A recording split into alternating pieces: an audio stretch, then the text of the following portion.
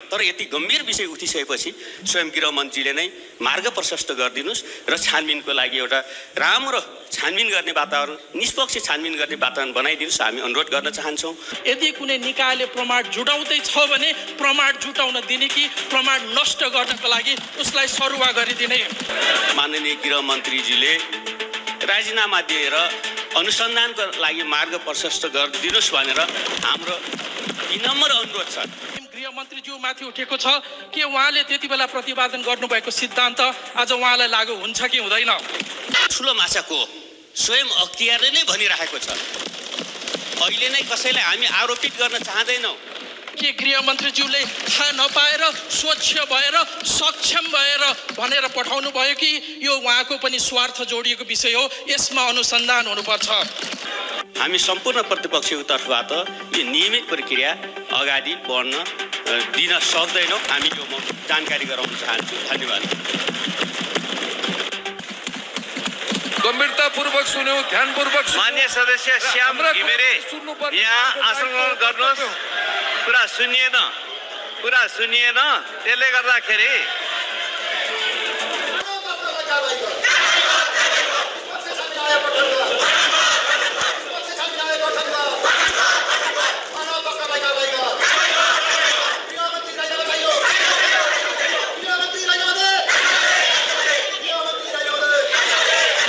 Hello साथीहरू, welcome to my video को title देखेर हजुरले थाहा पाइसक्नुभयो होला कि भिडियो के विषयमा छ भनेर।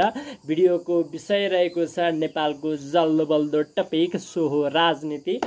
अहिले राजनीतिमा विभिन्न प्रकारका गन्धहरू आउन थालेका छन्। भ्रष्टाचारदेखि चोरी तस्करीदेखिसम्म विभिन्न प्रकारका अमानवीय गन्धहरू आइरहेका छन्।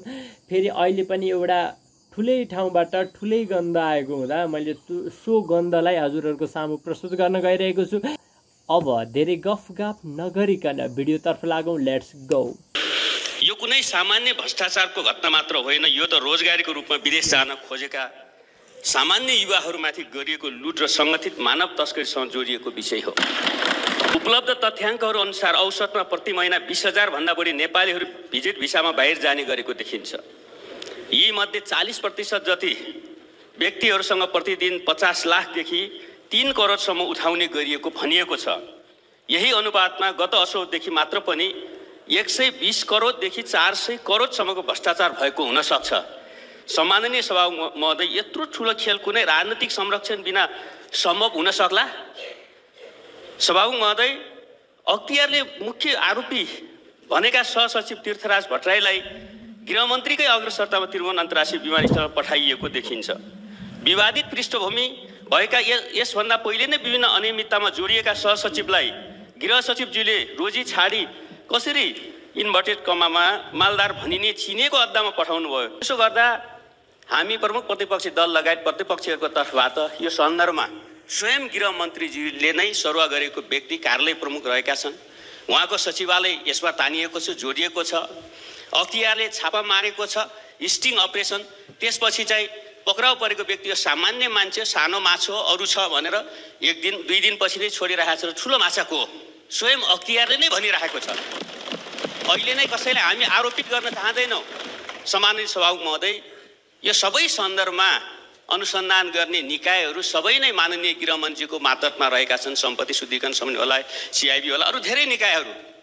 यस सन्दर्भमा माननीय गृहमन्त्रीजीले राजीनामा दिएर अनुसन्धानको लागि मार्ग प्रशस्त गरिदिनुहोस्। यो अवस्था नबन्दासम्म हामी सम्पूर्ण प्रतिपक्षको तर्फबाट यो नियमित प्रक्रिया अगाडि बढ्न दिन सक्दैनौँ। हामी यो जानकारी गराउन चाहन्छु। धन्यवाद। आइसकेकै छ।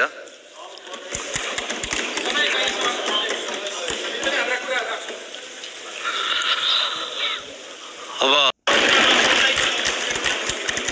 यदि कुनै माननीय मन्त्रीजीमाथि प्रश्न उठ्यो, यदि राज्यको कुनै सक्षम निकायले अनुसन्धान गर्नु पर्यो भने त्यस्ता माननीय मन्त्रीजी मन्त्रीको पदमा रहन पाउनुहुन्न। त्यसकारण उहाँले राजीनामा गर्नुपर्छ। यी शब्दहरू मेरा होइनन् सभामुख महोदय। यो त यही सम्मानित सदनमा 2080 चैत 3 गते मङ्गलबारका दिन प्रतिपक्षी दलको नेताको हैसियतले वर्तमान गृहमन्त्रीज्यूले व्यक्त गर्नुभएको नैतिकताको मापदण्ड हो। सभामुख महोदय, आज यहाँ उहाँले कोरेको त्यही लक्ष्मण रेखा, उहाँले स्थापित गरेको त्यही नैतिक धरातलमाथि गम्भीर प्रश्न खडा भएको छ। आज प्रश्न स्वयं गृहमन्त्रीज्यूमाथि उठेको छ कि उहाँले त्यति बेला प्रतिपादन गर्नुभएको सिद्धान्त आज उहाँलाई लागू हुन्छ कि हुँदैन। किनकि उहाँको गृह प्रशासनको नाकमुनि त्रिभुवन अन्तर्राष्ट्रिय विमानस्थलमा भिजिट भिसाको नाममा निर्दोष नेपाली युवाहरूलाई लुटेर करोडौँको अवैध असुलीको र्याकेट चलिरहेको छ। अझै डरलाग्दो कुरा त के छ भने विभिन्न सञ्चार माध्यमहरूले गृहमन्त्रीज्यूकै सचिवालयको प्रत्यक्ष संलग्नता रहेको समाचार लगातार प्रकाशित गरिरहेका छन्। नेपालको राजनीतिक देख्दा ताजुबै लागेर आउँछ हो साथीहरू। अब रवि लामिछानेलाई नैतिकताको पाठ यति सिकाएको यो काङ्ग्रेस र एमाले यति सिकायो कि अहिले भएर काङ्ग्रेसको त रमेश गुहाय हुन्छ।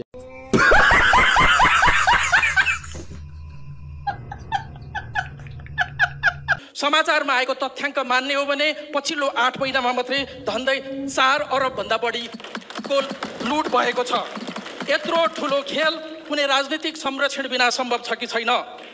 गृहमन्त्रीजीले पठाउनु भएको सहसचिव विवादित पृष्ठभूमिको हुनुहुँदो रहेछ, तर किन उहाँलाई अध्यागमनमा पठाइयो? के गृहमन्त्रीज्यूले थाहा नपाएर, स्वच्छ भएर, सक्षम भएर भनेर पठाउनु भयो? यसमा अनुसन्धान हुनुपर्छ। यसमा एक व्यक्ति मात्रै होइन, सम्माननीय सभामुख महोदय, सम्माननीय माननीय गृहमन्त्रीज्यूकै सचिवालयमा रहेका कर्मचारीहरू पनि यही पृष्ठभूमिमा जोडिएको देखिन्छ। साथसाथै अख्तियारले छापा मार्न एक दिन अगाडि विवादित सहसचिवलाई सरुवा गरेको देखिन्छ। कानुनका पृष्ठभूमि भएका मन्त्रीज्यूलाई थाहा छ यदि कुनै निकायले प्रमाण जुटाउँदैछ भने प्रमाण जुटाउन दिने कि प्रमाण नष्ट गर्नको लागि उसलाई सरुवा गरिदिने।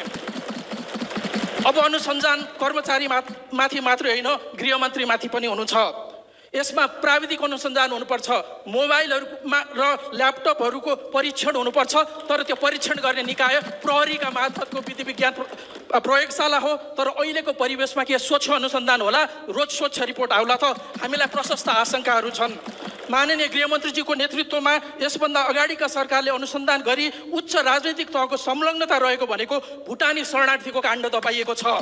सहकारीको मुद्दामा रवि लामिछानेलाई 3-3 महिना हिरासतमा राखेर अनुसन्धान गर्यो, तर सत्ता पक्षका सांसदलाई प्रहरीको कार्यकक्षमा बोलाई चिया खुवाएर पठाइएको छ। सम्माननीय सभामुख महोदय, अब हामी कसरी विश्वस्त हुने गृहमन्त्रीले निष्पक्ष छानबिन गर्नुहुन्छ भनेर?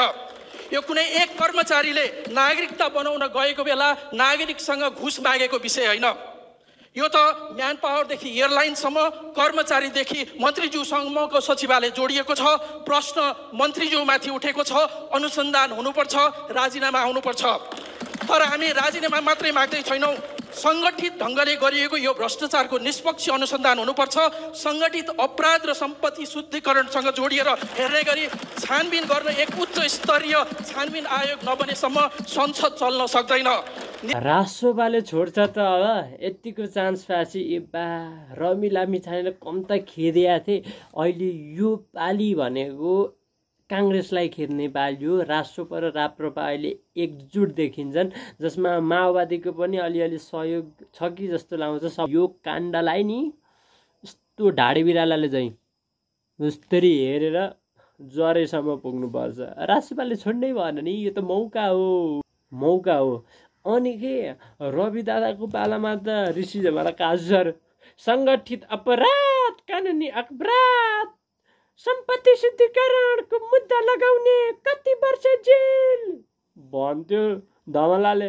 अहिले त देखिन्न त धमला के हो, धमला पनि झोल्यो हो क्या जस्तो लागिरहेको। निर्दोष नेपालीहरूमाथिको अत्याचार हामी ठुलो हेरेर बस्न सक्दैनौँ। सम्मान्य सभामुख महोदय, हामी संसदलाई अगाडि बढाउन सक्दैनौँ। धन्यवाद।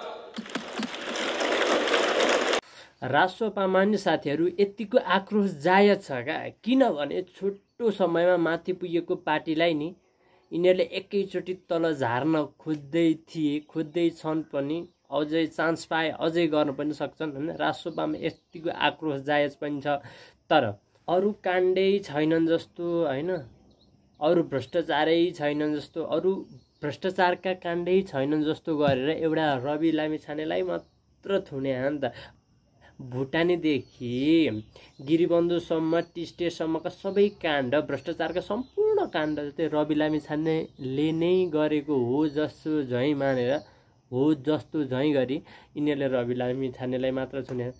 त्यो बाहेक अरू कुनै पनि काण्ड हेरेकै छैन, यिनीहरूलाई खोल्नु नै छैन, किनकि आफै फसिन्छ नि त।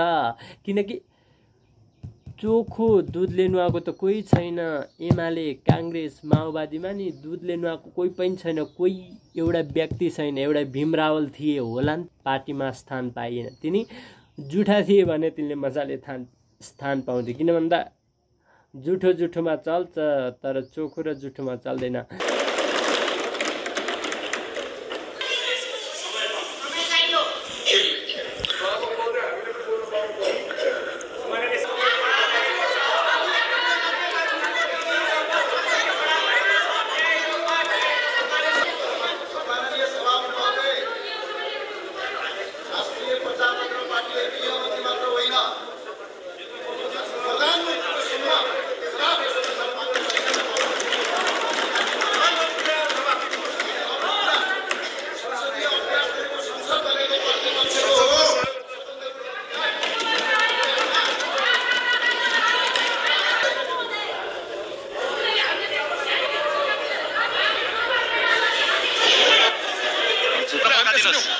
गम्भीरतापूर्वक सुन्यो, ध्यानपूर्वक। मान्य सदस्य श्याम घिमिरे यहाँ आसन ग्रहण गर्नुहोस्। कुरा सुनिएन, त्यसले गर्दाखेरि मान्य श्याम घिमिरे आसन ग्रहण गर्नुहोस्। मान्य श्याम घिमिरे आसन ग्रहण गर्नुहोस्।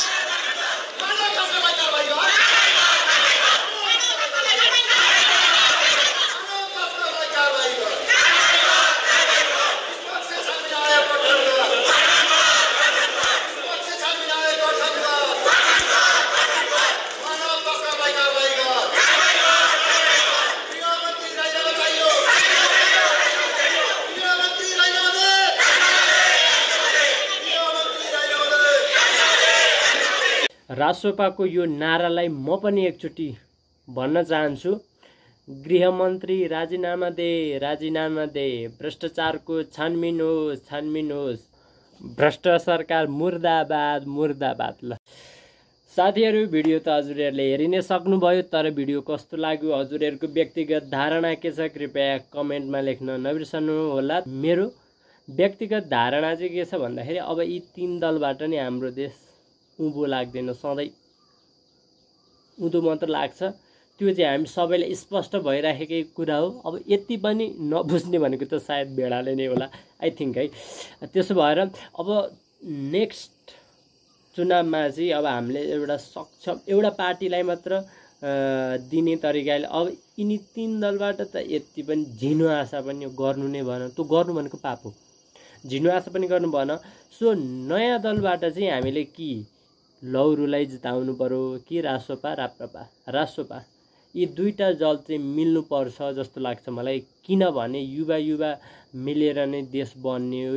अझै पनि यिनीहरूबाट नै आशा गर्ने हो भने त अब हामी झरेको झरै हुन्छ, माटोमै बिलाउँछौँ। हामी गोर्खाली भन्ने के हो भन्ने नि जमिन मुनि गाडिसकेका हुन्छ। काण्ड भनेको चाहिँ झिनो मसिनो काण्ड होइन यो, किनकि नागरिक बेच्ने, जनतालाई नै लुट्ने यी यस्ता चोर ठग नेताहरू भनेका जनताले पालेका कुकुरहरू हुन्। कुकुर जसले चाहिँ मालिकको नुन खाएर मालिकलाई ठगेर खाएका हुन् यिनीहरूले, हो कि होइन?